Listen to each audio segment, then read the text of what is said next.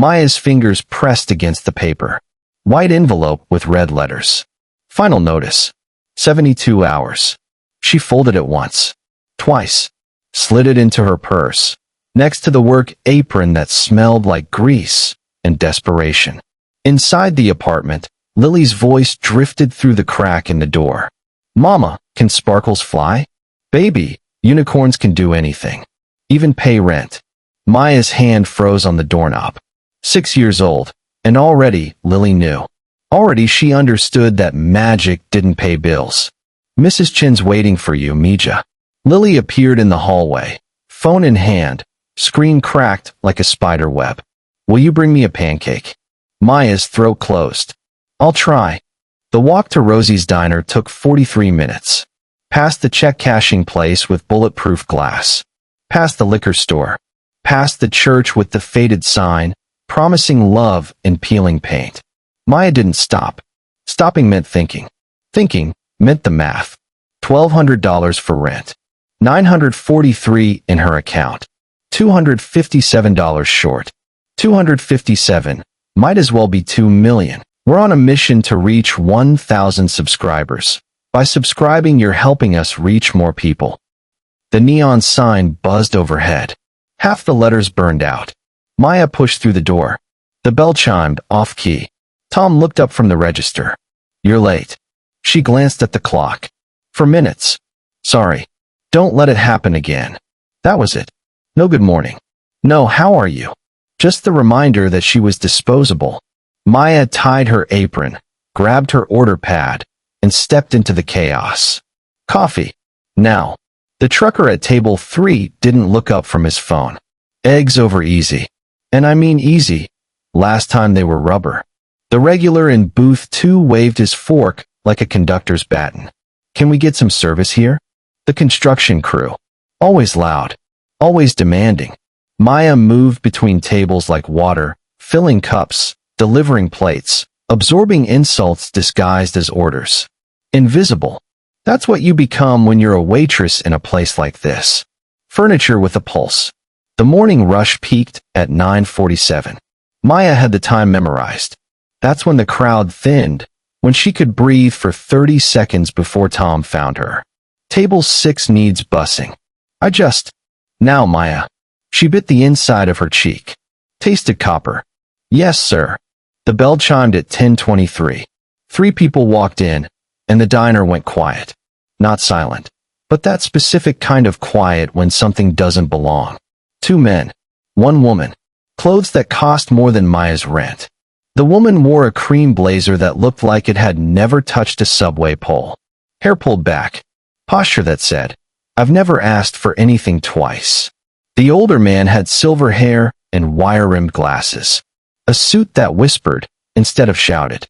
The younger one, maybe 30, dark hair, jawline that belonged in movies, scanned the room like he was cataloging exits. They didn't leave. They walked to the booth by the window. The one with torn vinyl Tom kept promising to fix. Maya grabbed 3 menus. Her feet screamed with every step. Morning. What can I get you? The woman looked up. Her eyes swept over Maya's face like she was reading a book. Coffee, please. We're waiting for someone. The older man nodded. Coffee for all of us. Maya poured. Watched the steam rise. Set down 3 chipped mugs and turned to leave. Miss? The younger man's voice stopped her. Yes. What's your name? Maya's guard went up. She knew that question. Knew where it could lead. Maya. Maya. He said it slowly, like he was filing it away. Thank you. Maya was wiping table 4 when the bell chimed again. And then, she heard it. A child. Crying. She looked up and felt her chest crack open. A family stood in the doorway. Mother. Father. Little girl, maybe 5. No coats. A thin jacket with a broken zipper. Shoes held together with duct tape. The little girl wore only a sweater, with holes in the elbows. But it was their faces that told the story. Hollow. Desperate. One thread away from breaking. Maya knew those faces. She'd seen them in the mirror. The diner went quiet again. A different kind of quiet this time. The kind where everyone watches, but pretends they don't. The father cleared his throat. Excuse me. We're sorry to bother you. His voice shook.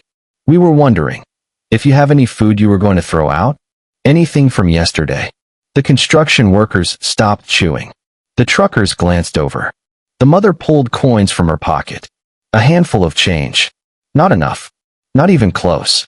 We can pay a little. We just need something for our daughter. She hasn't eaten since yesterday morning. Put yourself in that room right now. You're sitting in that booth. You see this family. What do you do? Really? What do you do? Tom came out from behind the counter, wiping his hands on his apron. Face blank. Practical. We don't do that here. Health code. I could get shut down. The mother's face crumpled. Just for a second. Please. She's so hungry. Tom shook his head. I'm sorry. I can't. He wasn't sorry. He was just saying words he was supposed to say. He turned back to the counter. Done with them. Moving on. The family stood frozen. The father's hands balled into fists. The mother tried to smile at her daughter. Maya saw Lily. She saw herself, in 72 hours. The family turned toward the door. Maya's hand moved, before her brain caught up. She reached into her apron. The small zippered pouch. $8.34. Yesterday's tips. Lily's lunch money for tomorrow. Wait. Her voice cut through the diner like breaking glass. Everyone turned. Tom. The truckers. The three strangers in expensive clothes.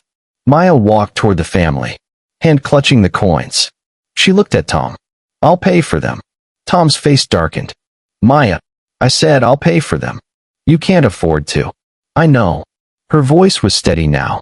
Certain. I'm doing it anyway. Behind the counter, she grabbed 3 plates. Hands shaking now, but she didn't stop. Eggs. Toast. Bacon. Home fries. Real food. Hot food. Tom watched her. Mouth pressed thin. But he didn't stop her. Maya carried the plates to an empty table. Set them down. Sit. Not a request. The mother opened her mouth to protest. Please. Something in Maya's voice. Raw. Real. Urgent. The woman sat. The father sat. Stiff. Ashamed. Grateful. The little girl climbed into the booth and stared at the plate like it was a miracle. She ate fast. Too fast. The way you eat when food might disappear. Maya returned to the counter. The diner stayed quiet. Uncomfortable. Tom crossed his arms. You just threw away your daughter's dinner, Maya. You know that, right? I gave her a memory of someone being kind, Tom. That's worth more than a happy meal. He sighs, looking at the floor. Kindness doesn't keep the lights on, Maya. I learned that the hard way. You will too. The family finished eating. The father approached the counter, shoulders squared, trying to reclaim his dignity. He counted coins carefully on the counter. How much do we owe? Maya glanced at the register. Did the math. $18.50. $3, she said. The father looked at her. They both knew it was a lie, but it was the kind that lets people keep their dignity. He placed $3 on the counter, like he was placing flowers on a grave. Thank you. His voice broke. God bless you. The mother took Maya's hand in both of hers. Rough hands. Workers' hands. I won't forget this. My daughter won't forget this. Then, they were gone. Maya stood behind the counter with $3 that didn't begin to cover what she'd done. She reached for the coffee pot. Excuse me, miss. Maya turned. The woman in the cream blazer stood beside her table. Yes. Maya said. Tired. The woman stepped forward. My name is Dr. Olivia Martinez. I'm a sociologist and documentary filmmaker. Maya's stomach dropped. And I need to tell you something important. What? That family that just left? They weren't real. The words hit like a fist. What? They were actors. We hired them. This was a test. Maya gripped the counter. A test. The older man stepped forward. My name is Dr. Robert Chen. We've been conducting a social experiment. Staging scenarios exactly like this one. Maya felt sick. The mother's tears. The little girl's hunger. All performance. All manipulation. That's disgusting, she whispered. You let me watch a child starve for a video? You let me feel that pain again for a test. I know how it sounds, the younger man said. Marcus. But Maya, we need you to understand something. Maya backed away. I don't want to hear it. We've done this exact scenario in 43 different restaurants. 12 states. Dr. Martinez spoke urgently. 43 times. Do you know how many people helped? Maya didn't answer. None. Dr. Martinez's voice cracked. Not one person. They looked away. They ignored them. But not one single person bought them a meal. Until you, Dr. Chin said softly. Maya stared at them. So what? I just gave away money I desperately need because you wanted to run some sick experiment on poor people? No. Marcus stepped forward. You gave away money because you're a good person. Even when you're drowning, you still try to save someone else.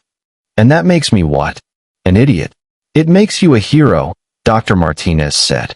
Maya laughed. Bitter. Broken.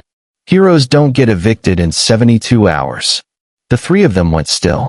What did you say? Dr. Martinez asked quietly. Maya was done. I said I'm getting evicted in 72 hours because I'm short on rent. And I just gave away the last of my tip money to feed your actors. So, congratulations on your documentary.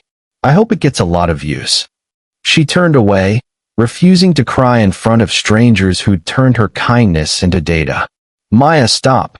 Dr. Chen's voice. Quiet but commanding. We didn't come here just to test you. We came here to find you.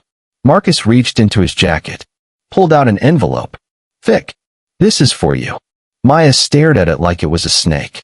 What is it? Open it. Her hands shook as she took it. Inside was a check. She read the number 3 times. $50,000. The room spun. Maya's knees buckled. Marcus caught her arm. Tom stood behind the register, the plastic manager tag on his shirt suddenly looking very small. He looked at the check, then at his own hands, the hands that had spent 15 years choosing the bottom line over people. For the first time, Tom had nothing to say. This is a joke, Maya whispered. It's not a joke. Dr. Martinez had tears in her eyes now. It's payment for being the only person in 43 attempts who remembered how to be human. Stop right here. What would you do with $50,000 if someone handed it to you right now? Comment below. Maya looked down at the check. $50,000. Rent. Daycare. New shoes for Lily. A chance to breathe. I can't take this. You already did, Dr. Chin said gently. The money is yours. No strings attached. Consider it a research grant. But I didn't know I was participating. That's exactly why you're getting it. Marcus's voice was soft. Because you helped when no one was watching. When there was no reward. Dr. Martinez leaned in. We'd almost given up. We started to think that maybe poverty makes people cruel. That when you're barely surviving, you can't afford to care. Her voice dropped to a whisper. And then we walked into this diner. And we watched you give away your last dollar. Because a child was hungry. And we remembered why we started this project in the first place. The diner was dead silent. Even Tom had stopped pretending to work. Maya looked around at all the faces. For the first time in 3 years of being invisible, she was being seen. There's something else. Dr. Chin pulled out a business card. I run a foundation. We fund education and small businesses. If you're interested, we'd like to help you finish your degree. Or start a business. Or whatever it is you want to do with your life, besides survive. Why would you do that? Because 43 times, we saw people choose comfort over compassion, Marcus said. And now, just once, we want to see what happens when we choose compassion. When we invest in someone who proves, they'll invest in others. Maya's hands shook so badly, she almost dropped the check. There's no catch, Dr. Martinez said softly. This isn't entertainment. This is us trying to put something good back into the world. Maya looked down at the check again. $50,000. Her hands still shaking. Not from fear anymore. From something that felt dangerously like hope. What do I do now? She whispered. Dr. Chin smiled. Genuine. Warm. Whatever you want. Pay your rent. Take care of your daughter. Breathe. For the first time in however long it's been since you've been able to breathe. He leaned forward. And when you're ready, if you're ready, call me. Let's talk about your future. Tom didn't look at her. He started wiping the counter. Hard. Take the week off, Maya. Paid. Maya looked up, surprised. Tom, just go, he muttered, his voice thick. Before I change my mind, and remember I'm a jerk. If this story touched you, hit that like button. Share this video. Let people know that kindness still exists. That choosing to help someone can change everything. Maya's knees gave out. Marcus caught her before she hit the ground. Whoa, easy. We got you. The check crumpled in her fist. $50,000. She looked up at Dr. Martinez through blurred vision. I can't. Breathe, Maya. Dr. Martinez's hand on her shoulder. Steady. Warm. Just breathe. Maya's chest heaved. Not the quiet crying she'd perfected over 3 years of invisible survival. The real kind. The kind that shakes your whole body, and empties your lungs, and releases years of holding on too tight. Dr. Martinez pulled her into a hug. Maya let her. She couldn't remember the last time someone had hugged her, like she mattered. Marcus squeezed her shoulder. Dr. Chin nodded with that quiet approval of someone who'd just had their faith in humanity restored. And Tom, hard, practical Tom who'd never given her a raise or a day off. Tom came around the counter and pressed a napkin into her hand. Good for you, Maya. His voice rough, unfamiliar. Always knew you were too good for this place. The diner erupted, clapping, slow at first, then building like thunder. The truckers at the counter, the construction workers in the booths, the regulars who'd never bothered to learn her name. All of them applauding the invisible waitress, who'd finally been seen. Please subscribe so this video can reach more people. We're on a mission to get to 1,000 subscribers. Maya wiped her eyes with Tom's napkin. Mascara smeared black across white paper. The family. The actors.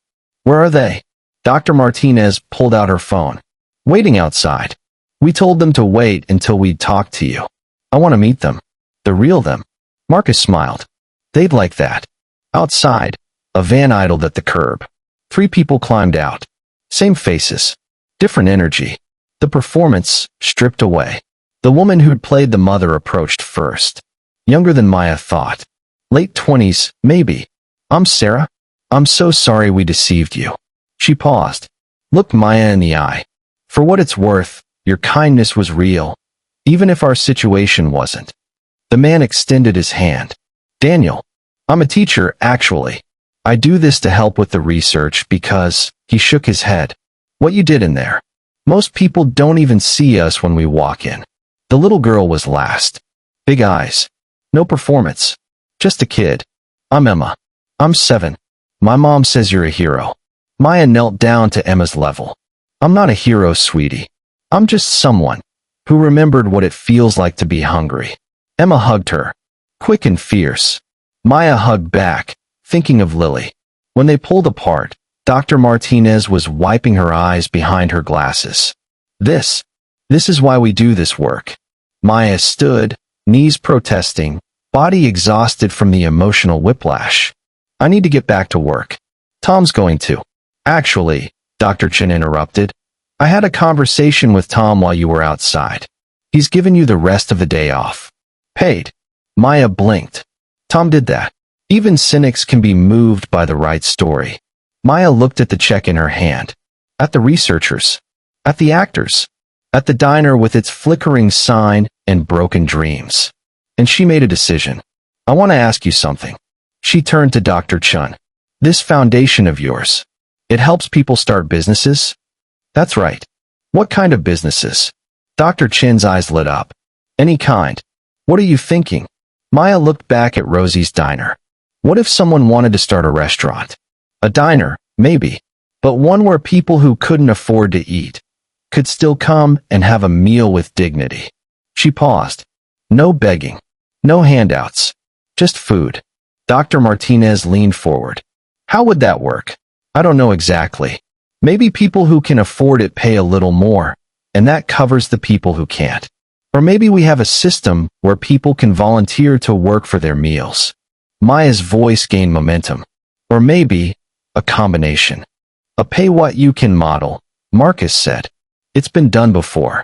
Successfully, in some cases. Not just pay what you can. Maya's hands moved as she spoke, building the vision in the air. Pay what you can, or work what you can, or eat for free. No questions asked. Because sometimes people don't even have the energy to work. Sometimes they just need someone to feed them until they can stand up again. Dr. Chen nodded slowly. That's ambitious. It would require careful planning, solid business model, community support. I know it's crazy. I know I don't have experience or education or any of the things you're supposed to have.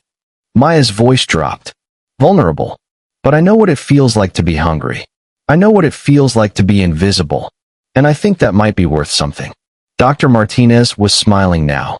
Really smiling. It's worth everything. And it's exactly the kind of project our documentary wants to follow. So you'd help me?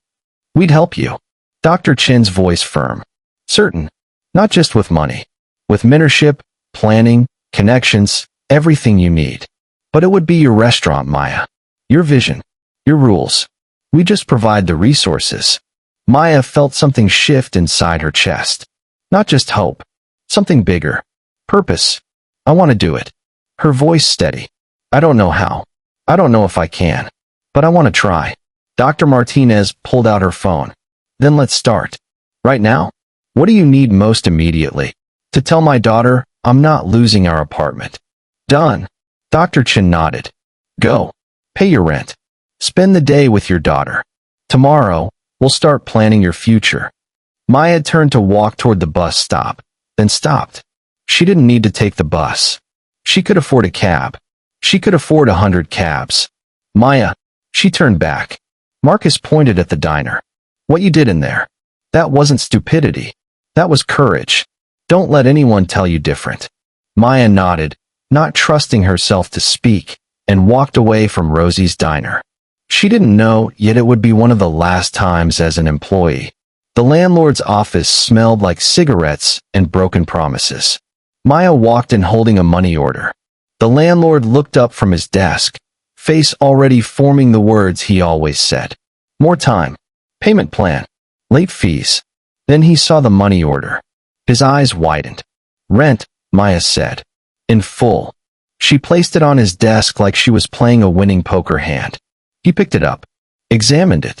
This is paid, Maya finished. The eviction notice. I want it voided.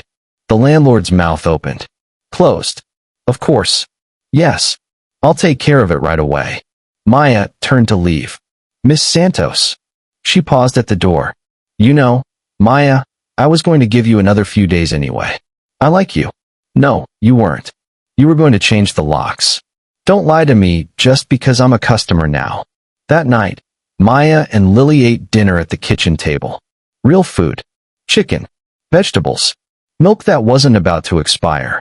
Lily kicked her feet under the table, making her new light-up shoes flash. Mama, why are you crying? Maya wiped her eyes. Because I'm happy, baby. Happy crying is weird. Maya laughed. Yeah, it is. Can we have pancakes tomorrow? We can have pancakes every day if you want. Lily's eyes went wide. Really? Really?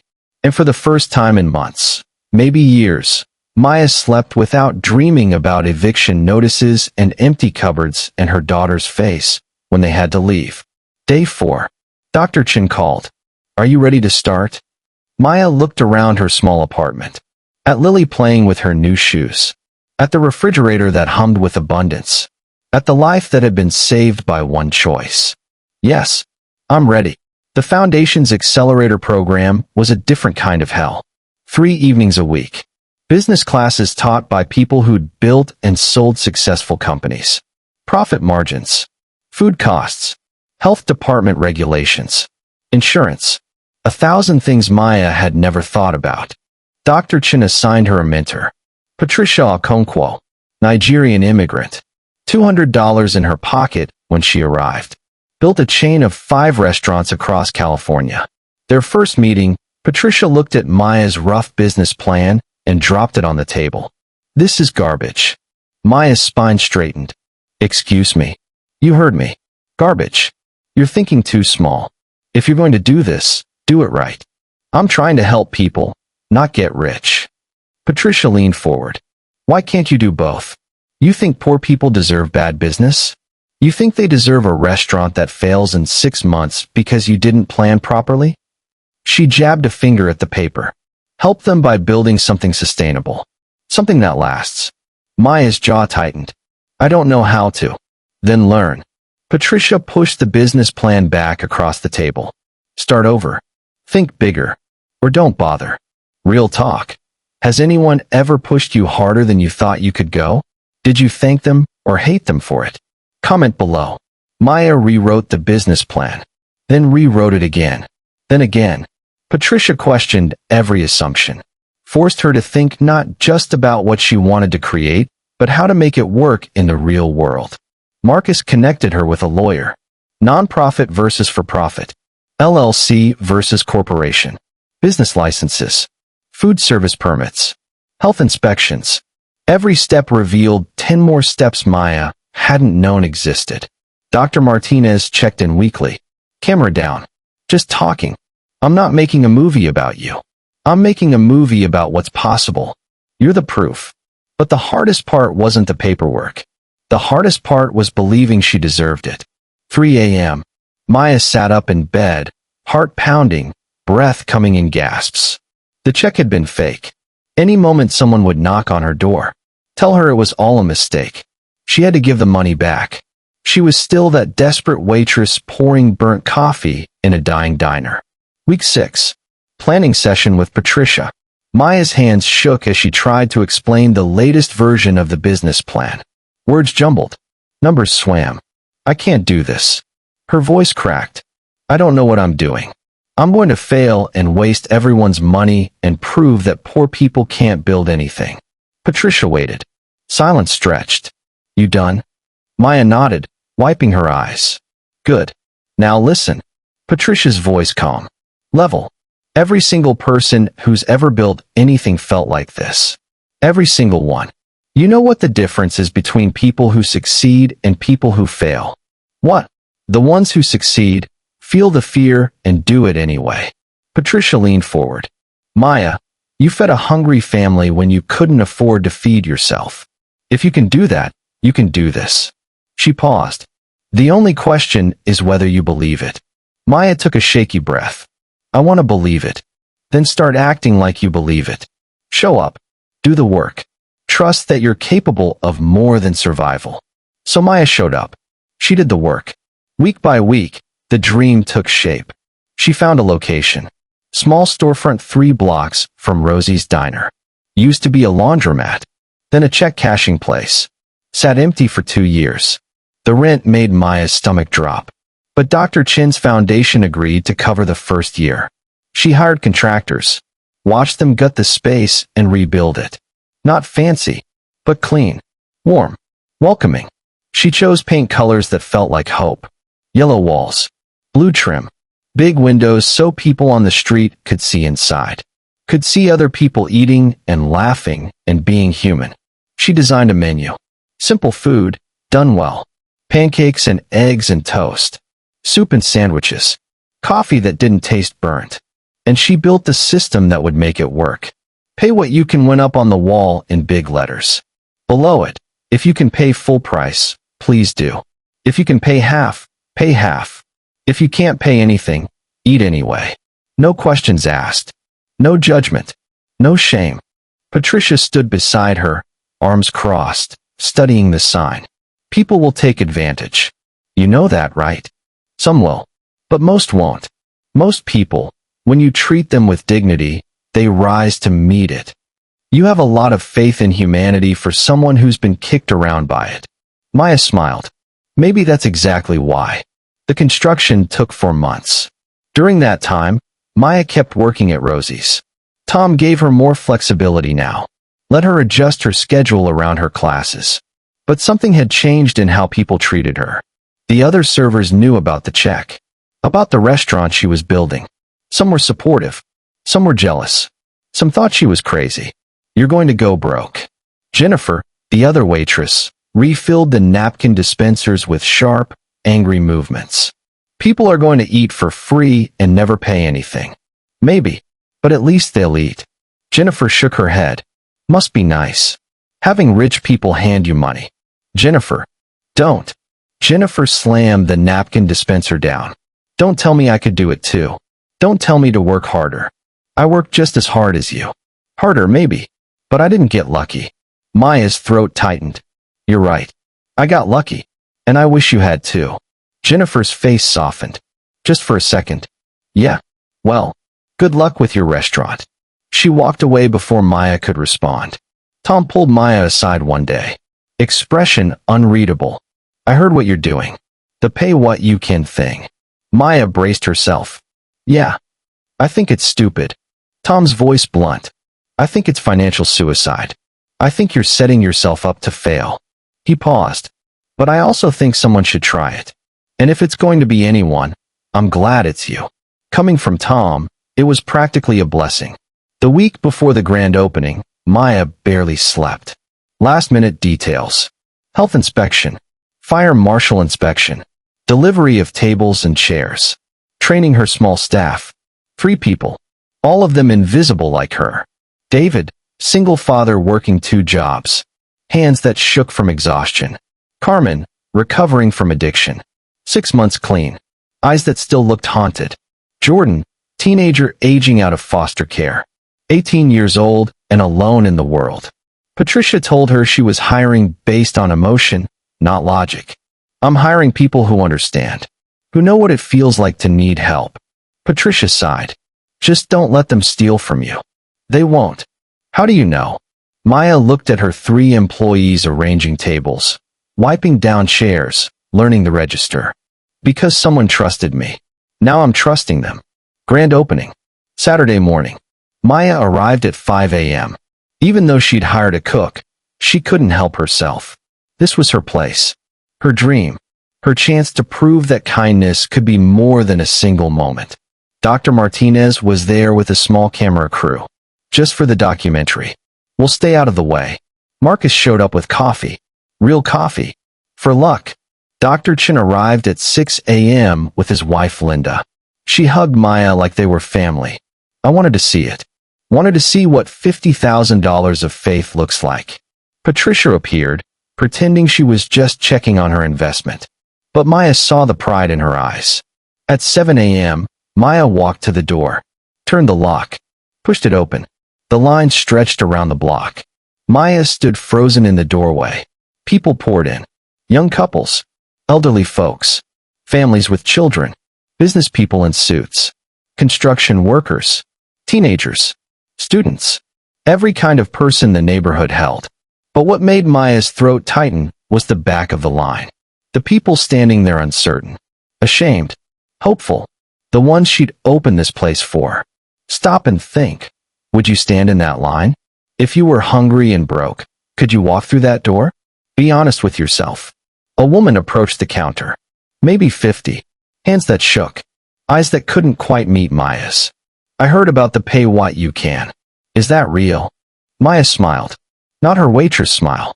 Genuine. It's real. What would you like? The woman ordered like she was asking for the moon. Coffee and eggs. Maya made the plate herself. Added extra toast. Brought it to her personally. The woman looked at the food. Then at Maya. How much? Whatever you can. Or nothing.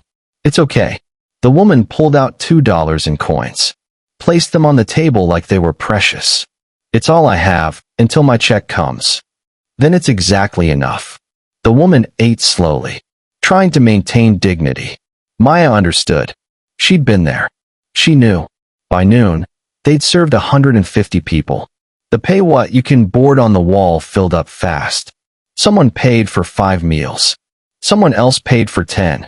A man in an expensive suit paid for 20 meals and left without ordering anything for himself. But Maya also saw people eating for free. A teenager who looked like he'd slept on the street. A family with 3 kids who whispered nervously before coming in. An elderly man who shook so badly he could barely hold his fork. She watched the other customers. The ones who could pay. Most didn't care. Some smiled at the people eating for free.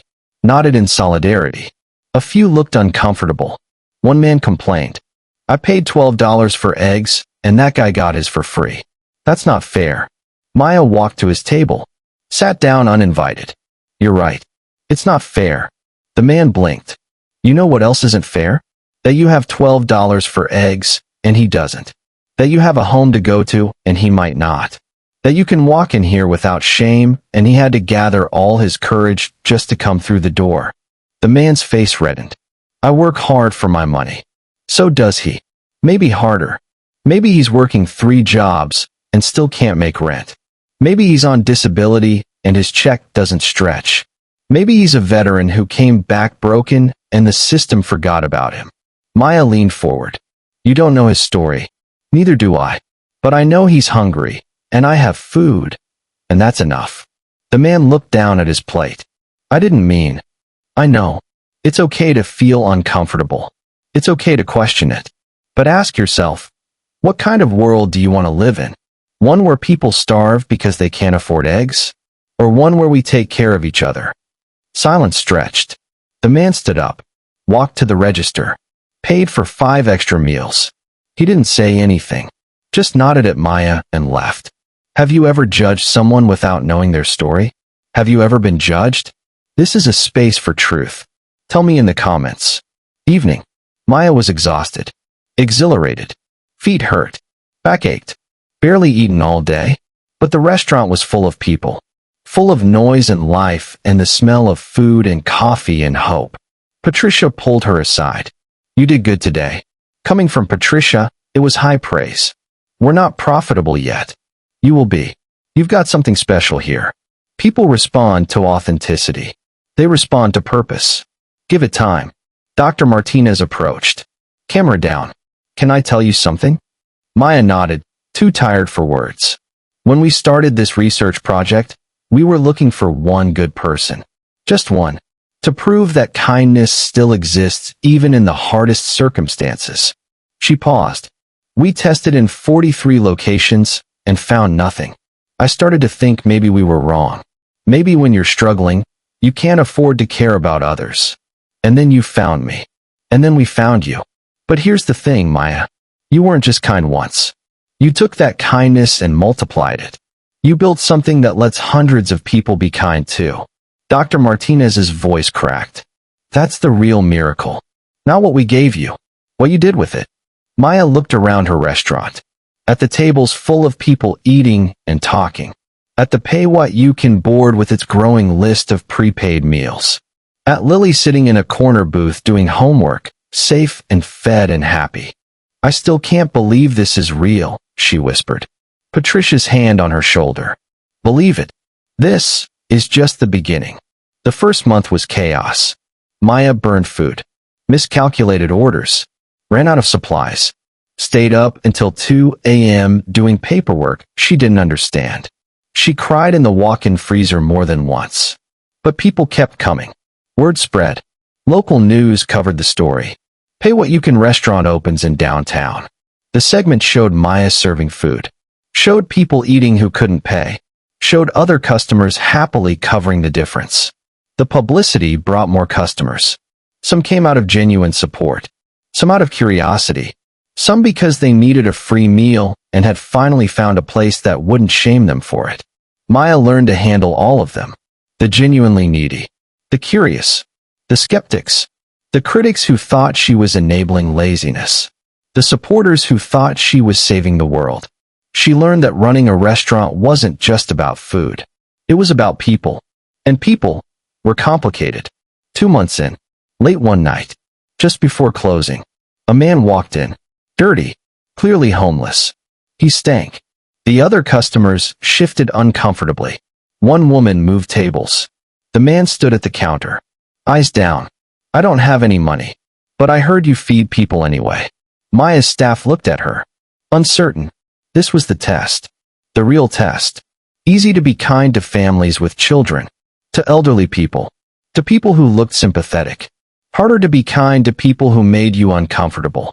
What would you like? Maya asked. The man looked up. Surprised. Really? Really? He ordered soup and bread. Voice shaking. Maya served him herself. At a table near the back, so he'd feel less exposed. Brought him hot coffee without being asked. When he finished, she asked if he wanted more. I don't want to take advantage. You're not. You're just eating. That's what this place is for. His eyes filled with tears. No one's been kind to me in so long. I forgot what it felt like. Maya sat down across from him. Dishes could wait. Closing tasks could wait. What's your name? Michael. I'm Maya. This is my restaurant. It's a good place. A really good place. Maya leaned forward. Michael, do you need a job? He blinked. What? I need someone to help with dishes, cleaning, prep work. It's not glamorous. Pay is minimum wage to start. But it's a job. If you want it. Michael stared at her like she'd offered him the moon. I haven't worked in 2 years. I've been living on the streets. I don't have. I don't care where you've been. I care where you're going. Do you want the job or not? Yes. His voice broke. Yes. I want it. Maya's staff thought she was crazy. You don't know this man, Carmen said after Michael left. He could steal from you. He could be dangerous. He could also be someone who just needs a chance. Like I was. Patricia called. Did you really hire a homeless man you just met? Yes. Maya. Patricia, I'm doing this. Silence. Then, fine. But if he steals from you, I'm saying I told you so. Michael showed up the next day, freshly showered at a shelter, wearing clothes too big, but clean. He worked harder than anyone Maya had ever seen. Scrubbed dishes until they gleamed. Mopped floors until they shone. Took out trash and cleaned bathrooms and did every job no one else wanted to do. And he did it with a gratitude that made Maya's chest ache. 2 weeks in, Michael approached her nervously. Miss Maya, I got my first paycheck. That's great, Michael. I want to pay for my meal. The one from that first night. And all the ones I've eaten since while working here. I kept track. Maya's throat tightened. Michael, you don't have to. I want to. You gave me dignity when I had none. Let me pay for what I ate. Please. Maya took his money, knowing how much it meant to him, and she put it straight into the prepaid meal fund. That afternoon, Michael's money fed 3 other people. When she told him, he cried.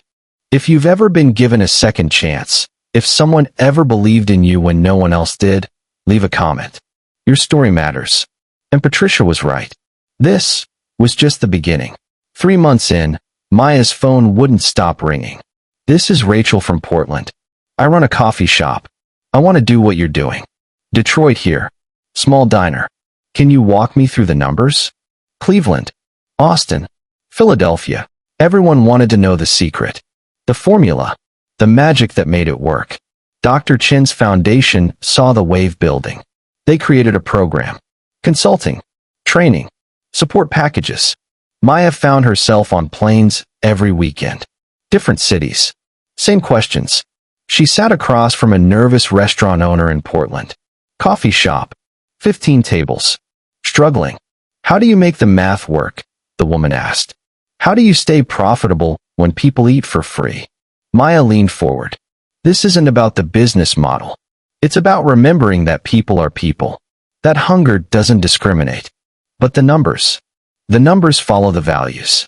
Not the other way around. Maya pulled out her phone, showed her the spreadsheet. Look, some days we lose money. Some days we break even. But most days, enough people pay enough that we cover the people who can't. And if they don't, then we feed them anyway. Because that's the point. Question for you. If you owned a business, could you afford to let people eat for free? Could you afford not to? Think about it. 6 months in, a man walked into Maya's restaurant. Expensive suit. Polished shoes. Eyes that scanned everything like a security camera. He sat at the counter. Coffee. Black. Maya poured. Watched him watching. He stayed for an hour. Barely touched the coffee. Just observed. How staff interacted with customers. How people paid, or didn't pay. How the kitchen ran. When he left, he put down $100 bill. Keep the change. Next day. Same man. Same counter. Same surveillance. Day 3. Same routine. Day 4. Maya had had enough. She walked over and sat down beside him. Can I help you with something? Or are you just really committed to drinking cold coffee? The man smiled. I'm sorry for the surveillance. I'm David Chun. Maya's eyebrows shot up. Chun? Are you related to? Dr. Robert Chun is my uncle. He told me about you. About what you're doing here. I own a restaurant group. 7 high-end establishments across the state. Maya stiffened. Here it comes. The criticism. The expert telling her why she's doing it wrong. When my uncle told me about your pay what you can model, I thought he was nuts. Maya's jaw tightened. Thanks for sharing. But then I came here. David turned on the stool to face her. And I watched. And I saw something I haven't seen in 20 years of running restaurants. What's that? Community. Real community. People actually caring about each other. Customers treating staff like humans. Staff treating customers like family. Rich and poor sitting next to each other, not because they have to, but because they want to. He paused. That's rare, Maya. That's valuable. Maya's guard stayed up. It's just food. It's never just food. David's voice serious now. Food is how we show love. How we show care. How we build connection. You understand that. Most restaurants forget it.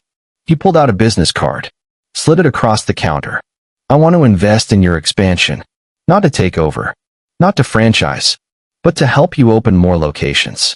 Keep the same model. Keep the same heart. But reach more people. Maya stared at the card. 6 months ago, she was 3 days from eviction. Now someone wanted to invest in her expansion. I need to think about it. Take your time. David stood. But Maya, what you're building here. It matters. Don't let it stay small because you're afraid to dream big. That night, Patricia's office. Papers spread across the desk.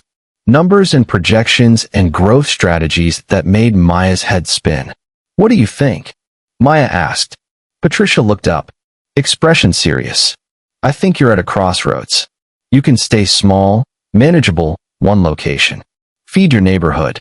Make a difference here. She paused. That's good. That's enough.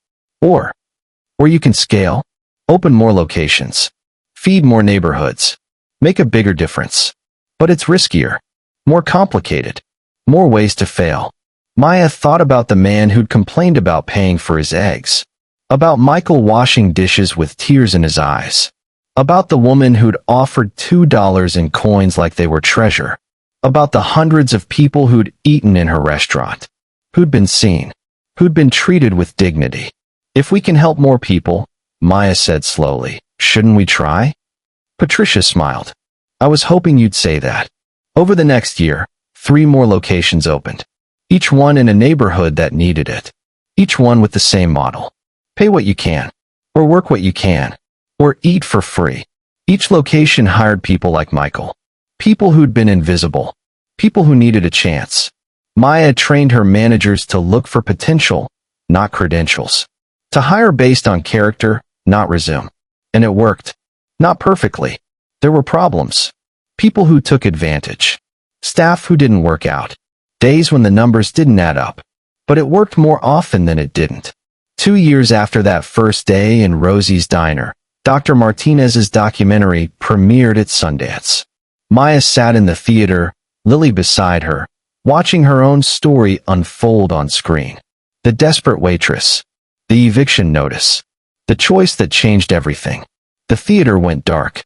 Credits rolled. Standing ovation. The documentary won the audience award. Not because it was flashy or dramatic. Because it was true. Then it went viral. Millions of views. News coverage. Talk show interviews. Suddenly Maya was famous in a way that made her skin crawl. People wanted to put her on a pedestal. Call her a saint. Make her story into inspiration porn. Maya pushed back. Every interview. Same message. I'm not special. I was just desperate enough to still be human. Anyone can do what I did. Anyone can choose to help. She leaned forward during a morning show interview. The host in her perfect makeup and perfect smile. You don't need a documentary crew or a check for $50,000, Maya said. You just need to decide that other people's suffering matters. The host blinked. Tried to pivot to a lighter question. Maya didn't let her. No. We're not moving on. This is the point. Everyone watching this right now has the power to help someone today. Not tomorrow. Not when they have more money. Today. And most of them won't. They'll tell themselves they can't afford it. They'll tell themselves someone else will help. They'll tell themselves it's not their problem. She looked directly at the camera. But it is your problem. Because we're all in this together. And every time you choose comfort over compassion, you make the world a little bit crueler. The interview went viral for different reasons than the documentary. Real question, when was the last time you actually helped someone who needed it? Not gave spare change. Actually helped. Can you remember? Comment below. 3 years after opening her first location, Maya stood on a stage at a conference for social entrepreneurs. Simple dress. Comfortable shoes. Lily, now 9, sat in the front row, watching her mother with pride. Maya looked out at 500 people waiting to hear her speak. She remembered the woman she'd been. Invisible. Desperate. One eviction notice away from losing everything. She remembered the choice. I'm going to tell you something uncomfortable, Maya began. The audience leaned forward. The family I fed that day? They were actors. The whole thing was staged. It was a test designed to see if I'd help when no one was watching. Murmuring. Uncertain where this was going. I was angry when I found out. Felt manipulated. Felt like my kindness had been weaponized. She paused. Let it sink in. But here's what I've learned in 3 years. It doesn't matter that they were actors. Because every day, real families walk into real restaurants, real grocery stores, real lives. And they're invisible. Her voice got stronger. You see them, and you don't see them. You step over them. You scroll past them. You convince yourself it's not your problem. Someone in the audience shifted uncomfortably. But here's the truth. Maya's hands gripped the podium. Every time you choose to look away, you make the world a little bit crueler. Every time you choose comfort over compassion, you teach your children that poverty is shameful. Every time you convince yourself that someone else will help, you guarantee that no one does. Silence. Heavy. Uncomfortable. That family might have been actors, but the hunger is real. The need is real. The shame is real. And so is the choice. She released the podium. Stood up straight. Every day you choose. Do you see people, or do you look away? Do you help, or do you protect your own comfort? Do you believe people deserve dignity, or do you believe they have to earn it? No one moved. I'm not going to stand here and tell you that kindness always pays off. Sometimes you help people, and you still struggle. Sometimes you do the right thing, and you still lose. Sometimes you give everything, and the world still breaks you. Her voice softened. But you know what? When that family walked into the diner, fake or not, I had a choice. And I chose to see them. I chose to help them. I chose to sacrifice something I desperately needed because a child was hungry. She held up her phone. Picture of her restaurant packed with customers. And that choice changed my life. Not because I got a check. Not because I got a restaurant. But because I remembered who I was. I remembered that poverty hadn't made me cruel. That struggling hadn't made me selfish. That even when I was drowning, I could still throw someone else a rope. She looked across the sea of faces. This exists because I made one choice. But it thrives because hundreds of people make that choice every day. They buy extra meals. They tip generously. They treat our staff with respect. They sit next to people eating for free and they don't judge them. Maya leaned forward. Intense. You have that same choice. Every day, every moment. Someone is hungry. Someone is struggling. Someone is invisible. And you can help. Maybe not with a restaurant. Maybe just with a meal. Maybe just with seeing someone and treating them like a person instead of a problem. She gripped the podium again. Your compassion is never wasted. Even when it costs you. Even when no one's watching. Even when it feels impossible. Your kindness matters. It always matters. And when enough of us choose to see each other, when enough of us decide that our shared humanity is more important than our individual comfort, everything changes. The applause was thunderous. People stood. Some crying. Maya stepped back from the microphone. Walked off stage. Dr. Martinez was waiting. Tears streaming down her face. That, she said, is the ending. Maya shook her head. It's not an ending. It's the middle. 5 years after Maya fed 3 strangers with money she couldn't afford to lose. 12 locations across 5 states. 70 other entrepreneurs running their own pay-what-you-can establishments. Over 200 people hired. Every one of them someone who'd been invisible, who'd needed a second chance. Every morning, Maya unlocked the door of the original location. Stood for a moment. Remembered. The eviction notice. $8.34. The fake family that taught her a real lesson. The choice that changed everything. Saturday morning. Lily was 11 now. Old enough to work weekend shifts. Seating customers. Clearing tables. Learning the business. A family walked in. Not actors. Real. The mother's eyes red from crying. The father hollow. The little girl scared and hungry. Lily walked up to them without hesitation. Are you here for the pay-what-you-can? The mother nodded. Ashamed. Lily smiled. Maya smiled. That's what we're here for. What would you like to eat? Maya watched from the kitchen as her daughter fed strangers the way she'd been taught. And she understood, finally, what the whole experiment had really been about. Not testing people. Not finding heroes. But proving that kindness is contagious. That one choice ripples out in ways you can't measure. The family ate. Lily brought them extra pancakes without being asked. The little girl looked up at her with wonder. Like maybe the world wasn't as cruel as she'd thought. And somewhere, in 12 different cities, in hundreds of restaurants and coffee shops and community spaces, people were making the same choice. Some looked away. Some stepped over the problem. But some, a precious few, chose differently. They fed strangers.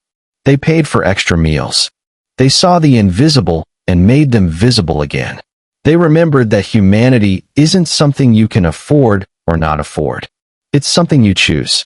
Every day, every moment, every time someone's hungry and you have food. Have you made that choice yet? Or are you still waiting for the right time? The right time is now. Comment below and tell me, what's stopping you? Maya closed up that night with Lily beside her. The restaurant smelling like hope and pancakes and coffee. The register was full. The prepaid meal board was full. Tomorrow they'd do it again. And the day after that. And the day after that. Because the woman who couldn't pay rent but fed 3 strangers anyway had learned something that no documentary could capture, no check could buy, no business plan could quantify. The most expensive thing in the world is looking away when someone needs you. And the most valuable thing in the world is choosing to see them anyway. 10 years after that first day, Maya stood in the original location with her daughter, now 16, and Michael, her first hire, now the general manager. The walls covered with photos. Thousands of meals served. Hundreds of people helped. Dozens of lives changed. Mama, Lily asked, do you ever regret it? Giving away that money. Maya looked around her restaurant. At everything that had grown from one impossible choice. Every day, she said honestly. Every day I think about how close I came to walking past that family. How easy it would have been to look away. How reasonable it would have been to say I can't afford to help. But you didn't. But I didn't. Maya nodded. And that choice, that one choice in a moment of desperation, gave me everything. Not the money. Not the success. But the reminder that I'm the kind of person who helps. Even when it costs me. Especially when it costs me. Michael spoke up. Voice thick with emotion.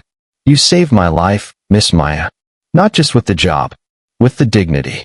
Maya hugged him. You saved your own life, Michael. I just held the door open. And that was the truth of it. Maya hadn't saved anyone. She'd just refused to look away. She'd just chosen to see people. She'd just decided that kindness mattered more than comfort. The rest, all of it, everything that came after, was just the natural consequence of that choice, multiplied by hundreds of other people making the same choice. That's how you change the world. Not with grand gestures or massive movements, but with one choice at a time, one meal at a time, one person at a time, seeing them, feeding them, treating them like they matter. Because they do. If this story moved you, don't just scroll past. Share it. Like it. Comment below, and tell me about a time you chose kindness. Tell me about a time someone chose kindness for you. And the next time you see someone struggling, remember Maya. Remember that you have a choice. Choose to see them. Choose to help. Choose kindness. Because that choice might just change someone's life forever. And who knows? It might change yours too. Thank you for watching.